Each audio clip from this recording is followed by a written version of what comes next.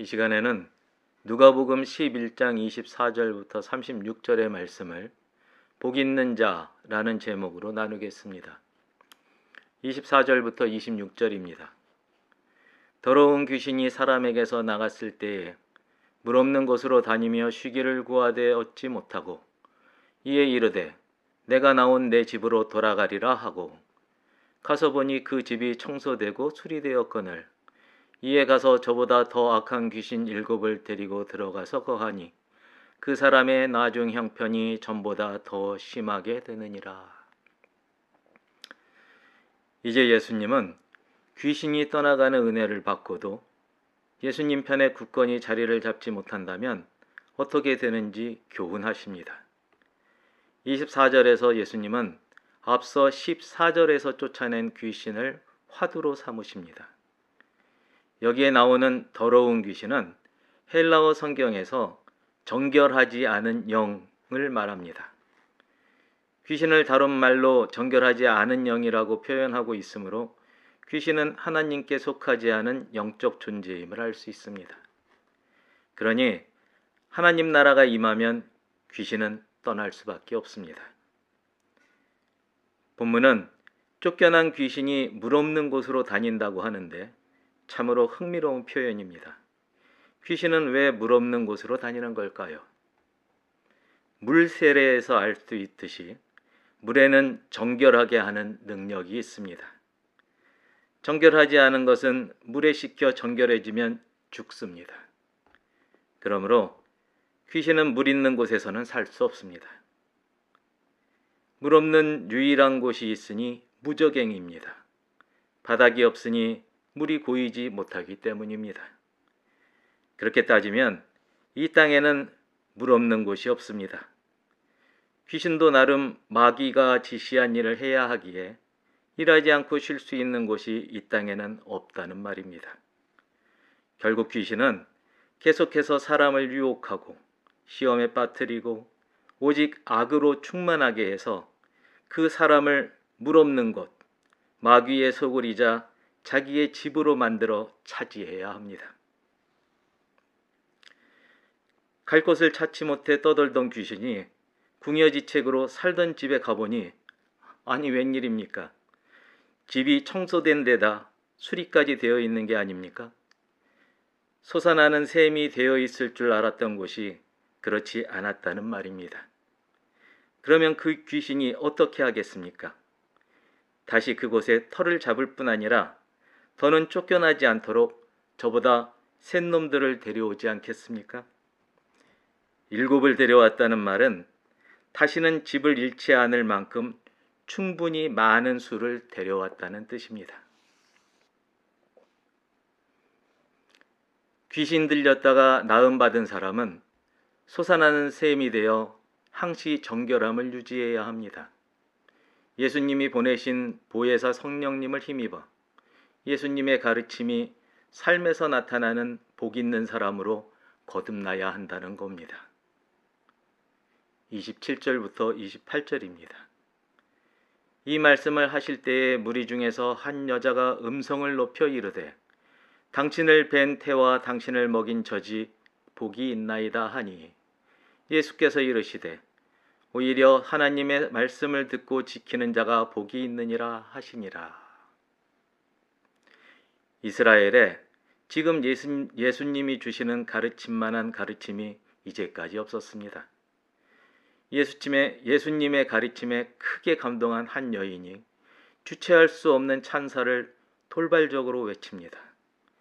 당신을 뵌 태와 당신을 먹인 젖이 참으로 복이 있습니다. 라는 찬미는 예수님이 이 땅에 오셨다는 사실이 더할 수 없는 복락임을 찬양하는 것입니다.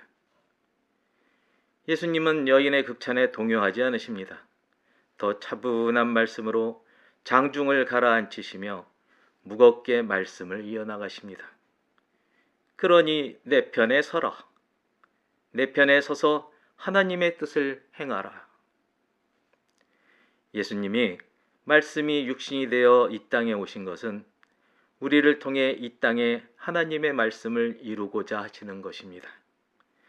복 있는 사람이란 잘 나가고 잘 먹고 잘 사는 사람을 말하는 게 아닙니다. 복 있는 사람이란 성령을 힘입어 예수님의 가르침이 삶에서 나타나는 하나님이 함께 하시는 솟아나는 샘과 같은 사람을 말합니다. 예수님을 알므로 복 있는 사람으로 거듭났음을 잃지도 않는 여러분과 제가 되기를 주님의 이름으로 축복합니다. 29절부터 32절입니다. 무리가 모였을 때에 예수께서 말씀하시되 이 세대는 악한 세대라. 표적을 구하되 요나의 표적밖에는 보일 표적이 없나니 요나가 니느웨 사람들에게 표적이 된과 같이 인자도 이 세대에 그러하리라. 심판 때에 남방 여왕이 일어나 이 세대 사람을 정죄하리니 이는 그가 솔로몬의 지혜로운 말을 들으려고 땅 끝에서 왔음이거니와 솔로몬보다 더 큰 이가 여기 있으며 심판 때에 니느웨 사람들이 일어나 이 세대 사람들을 정죄하리니 이는 그들이 요나의 전도를 듣고 회개하였음이거니와 요나보다 더 큰 이가 여기 있느니라. 예수님이 무리를 향해 계속해서 말씀하십니다. 앞에 전개된 말씀과 연결해 살펴보면 이는 16절에 나오는 하늘로부터 오는 표적을 구하는 무리를 향한 말씀으로 볼 수 있습니다.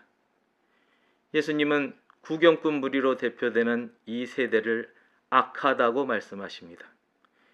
여기서 악하다라는 말은 어쩌다 그리 된 게 아니라 태생적으로 그렇다는 뜻입니다. 악하다라는 말은 우선순위를 두어야 할 하나님을 두 번째 두는 마음을 말합니다. 하나님을 두 번째로 사랑하니 세상을 더 사랑하는 겁니다. 요한복음 3장 19절 말씀입니다. 빛이 세상에 왔으되 사람들이 자기 행위가 악함으로 빛보다 어두움을 더 사랑했다고 사도 요한은 예수님에 대해 회고합니다. 우리는 지난 시간에 이 세대가 바라는 표적이 하늘로부터 내리는 만나라고 나눈 바 있습니다. 또한 하나님이 이스라엘 조상에게 광야에서 만나를 먹이신 이유가 사람이 떡으로만 사는 게 아니라 하나님의 입에서 나오는 모든 말씀으로 사는 줄을 알게 하려고 그리하셨다는 것도 우리는 이미 알고 있습니다. 진정한 생명은 먹고 배부름으로 유지되는 게 아닙니다. 진정한 생명은 진리의 말씀으로 바른 길을 가는 것으로 유지됩니다. 이 사실을 깨닫는 여러분과 제가 되기를 주님의 이름으로 축복합니다. 본문에서 예수님은 구약시대의 선지자 요나를 언급하십니다. 이는 요나서에 나오는 내용인데 시간을 내서 요나서를 꼭 읽기를 당부합니다. 참고로 요나서는 4개의 장으로 구성된 4페이지 분량의 아주 짧은 책입니다. 요나 선지자는 이스라엘 원수의 나라 니느웨에 구원의 메시지를 전하라고 하나님으로부터 보내심을 받습니다. 그러나 이 소명이 수행하기 싫었던 그는 바닷길로 도망칩니다. 하나님이 폭풍으로 그 길을 막으셨고 요나는 폭풍의 원인이 자기 때문인 것을 뱃사람에게 알리고 폭풍을 가라앉히는 제물로 바다에 던져집니다. 하나님은 큰 물고기가 요나를 삼키게 하셨고 3일 동안 그 뱃속에 있게 하셨습니다. 요나는 간절히 기도했고 하나님은 물고기에게 그를 육지에 토해내게 하시고 다시 소화명을 주십니다. 요나는 아주 불성실한 자세로 구원의 메시지를 니느웨에 전했지만 니느웨는 진심으로 하나님께 회개하고 하나님의 구원을 받습니다. 니느웨가 구원을 받았다는 이유로 요나는 하나님께 화를 내며 자기의 목숨을 거두어 가시라고 못난 짓을 했습니다. 하지만 하나님은 하늘 아래 땅 위에 있는 모든 생명을 하나님이 아끼신다며 요나에게 교훈을 주시고 타이르셨습니다. 예수님이 말씀하시는 요나의 표적은 원수의 나라에 전한 불성실한 구원의 메시지에도 불구하고 원수의 나라를 구원한 사건을 말합니다. 이제 예수님이 보이시는 표적을 살펴봅시다. 예수님은 자청에서 원수인 사탄의 나라에 구원의 메시지를 전하러 오셨습니다. 3년 동안 구원자의 사명을 충성되게 수행하시고 온 인류를 구원할 발판으로 12사도와 수많은 제자를 하나님의 말씀으로 가르치십니다. 가까운 원수인 자기 민족의 손을 거쳐 먼 원수인 이방 로마의 손에 넘겨지시고 침뱉음을 받는 수모와 등가죽이 벗겨지는 고통 끝에 십자가에서 피 흘려 죽습니다. 3일 동안 무덤에 있다가 하나님께서 일으키심으로 부활하시고 40일 동안 제자들을 가르치신 후에 하늘나라로 올라가 하나님 우편에 앉으십니다. 예수님이 보이시는 표적은 이 땅에 스스로 복음이 되어 오셔서 이 땅의 시작에서 끝까지 모든 생명 있는 피조물을 구원하시는 역사입니다. 예수님의 표적은 옛적 요나의 표적이 다시 이 땅에 임하는 겁니다. 악한 세대에 머무는 이스라엘은 심판 때에 이와 같은 일을 당하게 될 겁니다. 솔로몬의 교훈을 청정하려던 땅끝 이방의 여왕으로부터 청죄를 받을 겁니다. 예수님이 가르치시는 진리의 말씀을 들을 귀가 없었기 때문입니다. 또한 이방 국가 니느웨 사람들로부터 청죄를 받을 겁니다. 그들은 요나의 불성실한 구원의 메시지를 듣고도 회개하고 하나님의 구원을 받아들였지만 이스라엘은 복음이 다가와 천국이 발 앞에 닿았음에도 그 문으로 들어가지 않았기 때문입니다. 솔로몬은 교훈을 주었지만 예수님은 진리 그 자체입니다. 요나는 구원의 메시지를 전했지만 예수님은 구원 그 자체입니다. 천국에서도 이 땅에서도 예수님보다 큰 자가 없습니다. 예수 그리스도의 이름으로 진리와 구원의 표적인 예수님을 복으로 취하는 복 있는 사람이 될지어다. 할렐루야. 33절부터 36절입니다. 누구든지 등불을 켜서 움속에나 말 아래 두지 아니하고 등경 위에 두나니 이는 들어가는 자로 그 빛을 보게 하려 함이라. 내 몸의 등불은 눈이라. 내 눈이 성하면 온몸이 밝을 것이요 만일 나쁘면 내 몸도 어두우리라. 그러므로 내 속에 있는 빛이 어둡지 아니한가 보라. 내 온몸이 밝아 조금도 어두운 데가 없으면 등불의 빛이 너를 비출 때와 같이 온전히 밝으리라 하시니라.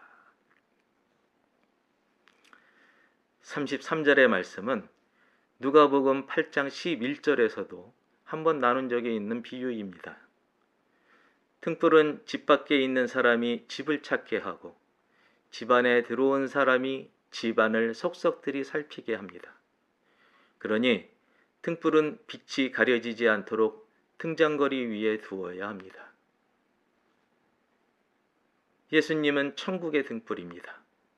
천국이 어디에 있는지, 그리고 천국이 어떤 곳인지 보게도 하시고 알게도 하십니다. 빛으로 충만한 천국에는 어두운 데나 그림자가 하나도 없습니다. 하나님과 예수님과 성령님이 계시기 때문입니다. 34절 이후의 본문은 우리 몸의 등불에 관한 비유입니다. 먼저 중요한 말들을 살펴보겠습니다. 34절을 봅시다. 성하다 라는 말이 밝다 라는 말과 짝을 이루고 나쁘다 라는 말이 어둡다 라는 말과 짝을 이룹니다. 한편 성하다와 바쁘다가 대조를 이루고 밝다와 어둡다가 대조를 이룹니다. 여기서 성하다라는 헬라어 단어 하플루스는 단순하다, 천진난만하다, 순진하다, 성실하다라는 뜻을 지닙니다. 반면에 나쁘다라는 헬라어 단어 포네로스는 아프다, 병들다, 악하다, 무익하다, 쓸모없다라는 뜻을 지닙니다. 참고로 누가복음 10장 21절에는 하나님께서 예수님이 누구신지를 지혜롭고 슬기 있는 자, 곧 콤모술수에 능한 자에게는 숨기시고 어린아이에게는 나타내셨다는 말씀이 있습니다. 이 말씀으로 조명해서 생각하면 성하다라는 말은 어린아이 같은 이라는 뜻으로, 그리고 나쁘다라는 말은 콤모술수에 능한 이라는 뜻으로 볼 수 있습니다. 34절에 나오는 몸의 등불은 너의 눈이다 라는 비유는 이런 뜻입니다. 눈은 우리가 어디를 향하고 있으며 우리가 어떤 상태에 있는지를 보여주고 알게도 해준다는 말씀입니다. 우리가 향하고 있는 방향을 우리 몸은 속일 수 있어도 우리 눈은 속이지 못합니다. 몸이 빛을 향하고 있어도 눈이 돌아가 다른 곳을 보고 있다면 우리 몸이 실제 향하는 방향은 빛이 없는 곳, 곧 어두움이라는 말입니다. 눈이 밝으면 몸이 건강하고 눈이 밝지 못하면 몸도 건강하지 못합니다. 왜 그렇습니까? 눈이 밝다는 건 빛을 향하고 있다는 말입니다. 눈으로 들어온 빛이 몸 안에도 가득하게 되어 몸과 마음이 온전해집니다. 눈이 어둡다는 건 어두움을 향하고 있다는 말입니다. 눈으로 들어온 어두움이 몸 안을 가득하게 채워 몸도 마음도 어두워집니다. 어두움이란 보이지 않는 게 아니라 진실이나 진리가 가려진 상태를 말합니다. 빛이 아니라 어두움이 가득해지면 곤모술수와 자기 우선으로 남에 대한 배려란 눈꼽만치도 찾아볼 수 없는 욕망의 파도만이 일렁이는 우상숭배로 가득한 몸과 마음이 됩니다. 하나님은 이런 몸과 마음을 음란이라고 말씀합니다. 사람은 자기가 보는 것과 몸과 마음을 채운 걸 기준으로 모든 걸 판단합니다.